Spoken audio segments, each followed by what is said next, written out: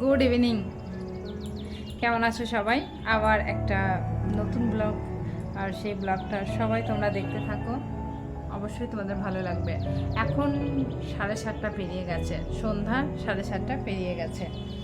আর এখন বলেইছিলাম যে ভাইয়ের জন্মদিন গেছে, তো আমার তরফ থেকে একটা ছোট্ট পার্টি আমি রেখেছি। পার্টি অ্যাকচুয়ালি পার্টি না, মানে খাওয়ানো এই আর কি।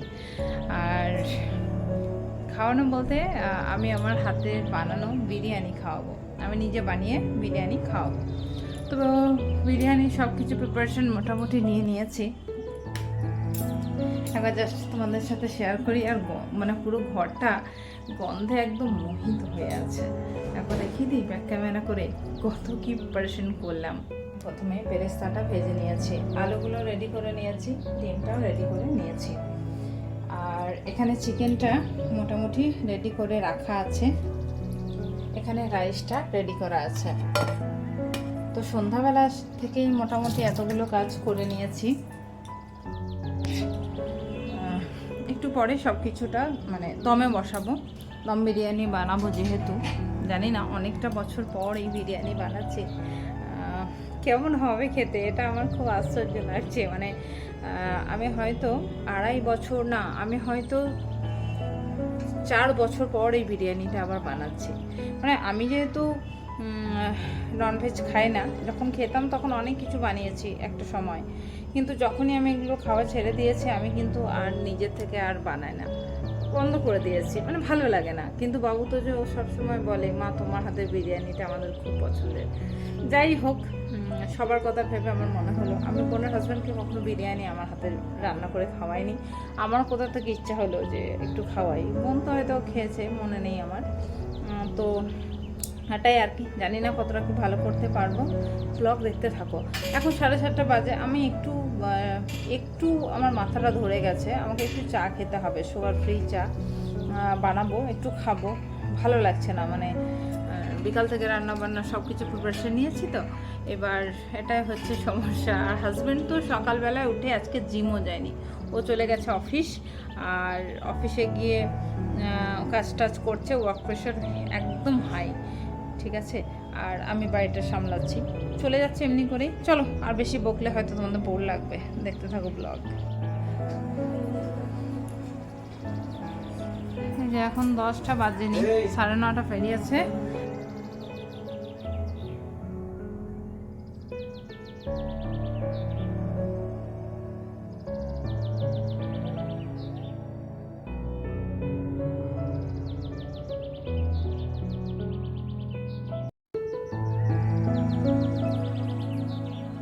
ছোটবেলা থেকেই 4 ভাই বোন একসাথে বড় হওয়ার আনন্দ কিন্তু অনেক। যদিও বদ্ধ পরিবেশ, সেইভাবে ওরা বাইরে গিয়ে খেলে উঠতে পারে না, কিন্তু ঘরের মধ্যে ওরা মনের আনন্দে বেড়ে উঠছে, আর আমাদের চোখের সামনেই। এটা উপভোগ করছি। একদিন সবাই বড় হয়ে যাবে, সবাই নিজের কাজে ব্যস্ত হয়ে যাবে, তখন আমাদের এই ঘরগুলোই খালি হয়ে থাকবে। খুনসুটি, মারামারি সব কিছুটাই দিন যাপনের সাথী হয়ে উঠেছে।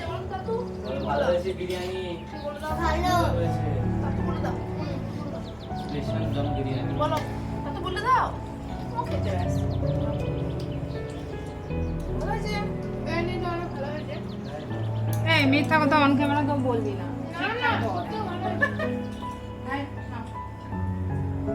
বল।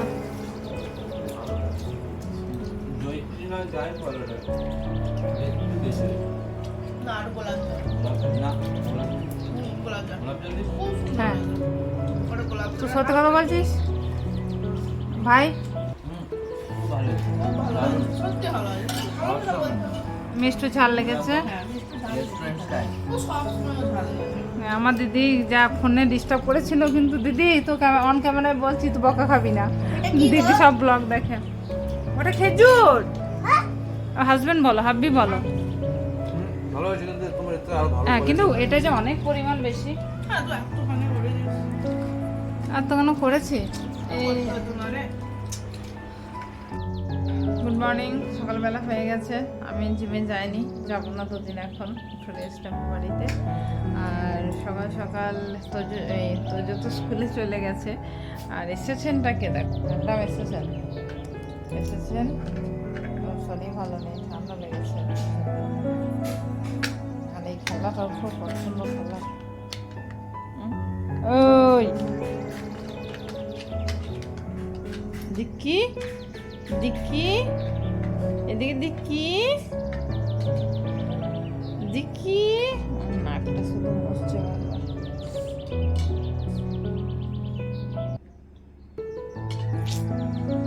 এই ওয়েদারটা চেঞ্জ হয়ে গেল, আমার বাচ্চার ঠান্ডা লেগে গেল। শ্রাবণীর ধারার মতো পরুক ঝরে, পরুক ঝরে, তাই তো, শ্রাবণের ধারার মতো ঝরে পড়ুক, ঝরে পড়বে। প্রচুর মেঘ, এত মেঘ উঠেছে, এখনই ঝরে পড়বে। আর দেখো কাকটা কীরকম, এই দেখো, এই কাকটা কিন্তু রোজ সকালবেলা এসে আমার জন্য অপেক্ষা করে, একটু বিস্কিট খাওয়ার নেশায়। আর একটা জিনিস দেখায়, আকাশে চিল কেমন উঠছে, দেখতে পাচ্ছ না মনে হয়? আকাশে প্রচুর চিল উঠছে। একটু বাইরে ক্যামেরাটা বের করি, আকাশ কত মেঘের ঘন ঘটা, চিল উঠছে, প্রচুর মেঘের ঘন ঘটা, বৃষ্টি এই এলো বলে।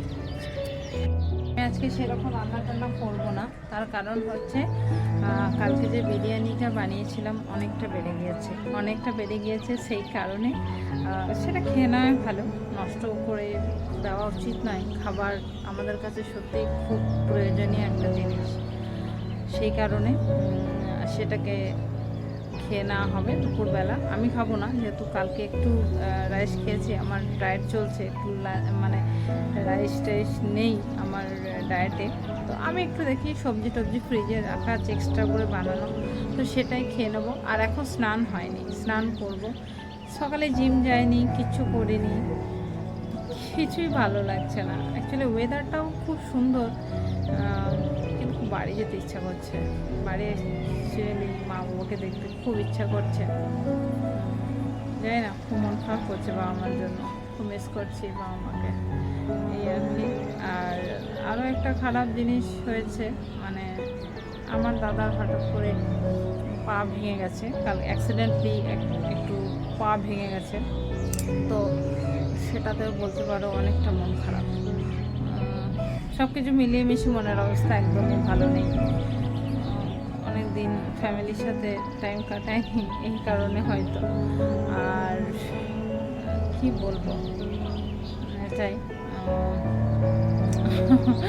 আর সামনে আসছে সামার ভ্যাকেশনে চাইছি কি করব না করব কিছু এখনও ঠিক করে প্ল্যান করে উঠতে পারিনি আমরা, কারণ হাজব্যান্ডের ওয়ার্ক প্রেশার অনেকটা হাই হয়ে গেছে, সেই কারণে আমরা এখনও কিছু ডিসাইড করিনি।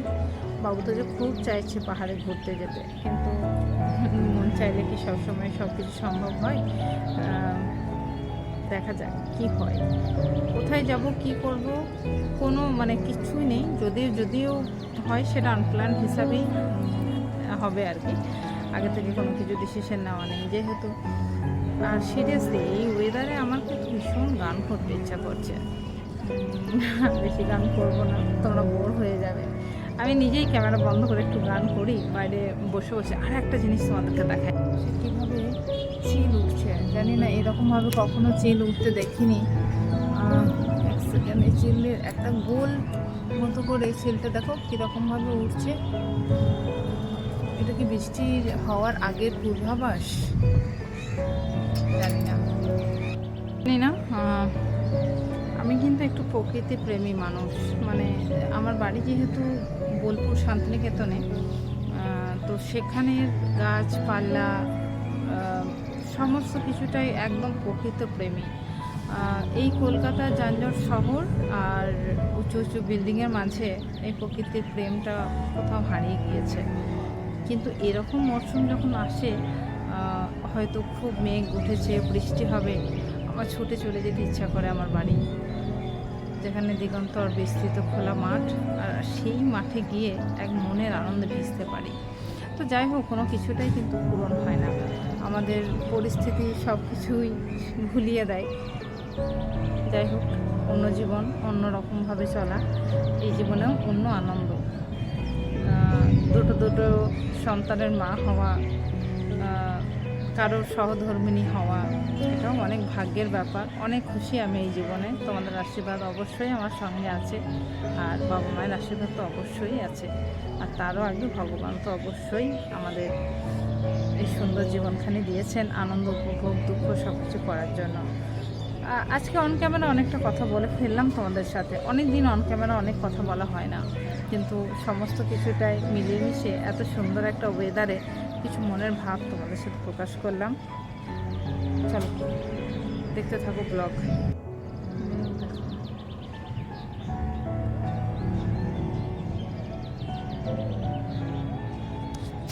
স্নান করে চলে এলাম, স্নান টান হয়ে গেল, আর প্রচুর বৃষ্টি শুরু হয়েছে। দেখো একদম মানে এত বৃষ্টি শুরু হলো, আর আমি এই গাছগুলোকে এইখানটায় তুলে দিলাম বৃষ্টির একটু জল পাওয়ার জন্য। দারুণ লাগছে। যে আবার ক্যামেরা ধরলাম, সারাদিন বৃষ্টি বৃষ্টি, এত বৃষ্টি হয়েছে সারাদিন, ওয়েদার ঠান্ডা হয়েছে। আর একটা আওয়াজ পাচ্ছ, একবার ক্যামেরাটা ঘোরাই এসছে। বোন এখন ব্লেন্ডার দিয়ে কি করছে,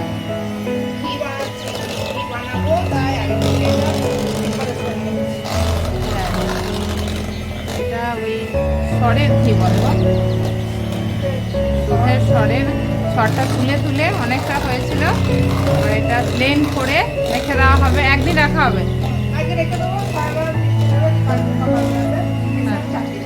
হ্যাঁ, কালকে সকালবেলায় ও ঘি বানাবে। আমি কখনো ঘি বানাইনি, তো বোনই বানাবে মোটামুটি। আমি এবারে বোন কাছে দেখে শিখে নেবো। বোন খুব ভালো ঘি বানাই, আগেবার ঘি বানিয়ে আমাকে দিয়েছিল, বাবু খুব ভালো লেগেছে, খুব টেস্টি ঘি। ওরই বুদ্ধি এটা।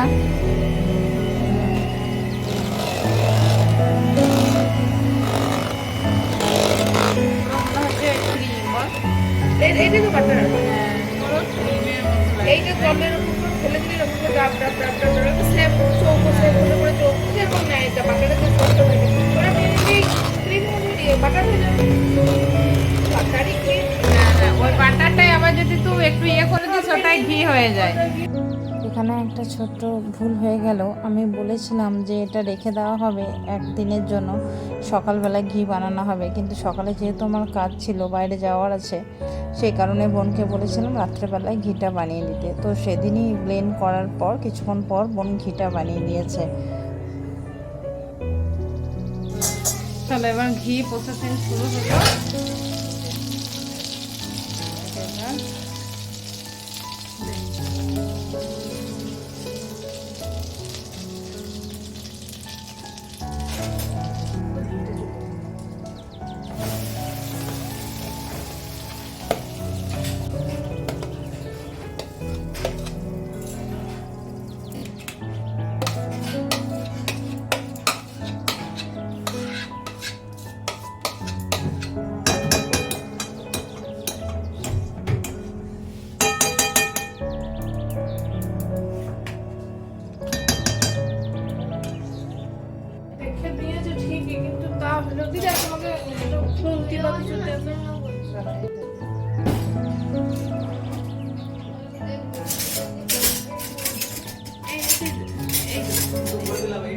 ওটা হবে?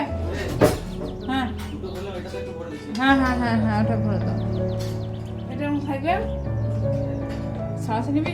না, খাইবো না। এটা বাড়াবি না, খানিকও বাড়াবি না, একদম বাড়াবি না। ঘি ইয়ে করতে পারবি না, উপরে উঠে যাবে, উপরে উঠে এবারে ঘি পড়ে যাবে, তুই সামলে দিই পারবি না, সব এবারে যাচ্ছে তাই হয়ে যাবে। কান্না চলে আমার, আমি মানে তোর হয়েছে তোর সাথে, আমি বলছি কান্না চলে আসবে। কিন্তু আমি দেখেছি আগে বলতো কনস্ট্যান্ট এভাবে নাড়াতে হয় না, নাড়াইতে হয়, লাগছে। হ্যাঁ, সে লাগে কনস্ট্যান্ট নাড়াই না, কারণ ওতে ঘিটা নষ্ট হবে। এই একটুখানি। তো মোটামুটি টোটাল এতটা ঘি হয়েছে, এই যে বোন বানিয়ে দিয়ে চলে গেছে, বোনের খুব ব্যস্ততা আছে ডিনার বানানোর। আর এই যে এটা করে আছে, এটা আমার হাজব্যান্ড খেতে খুব পছন্দ করে, আমি একটু একটু খাচ্ছি। আর দুধটা গরম হয়েছে, আর ঘিটা দেখো একদম পুরো বাড়ির তৈরি পিওর ঘি, খুব সুন্দর খুব সুন্দর।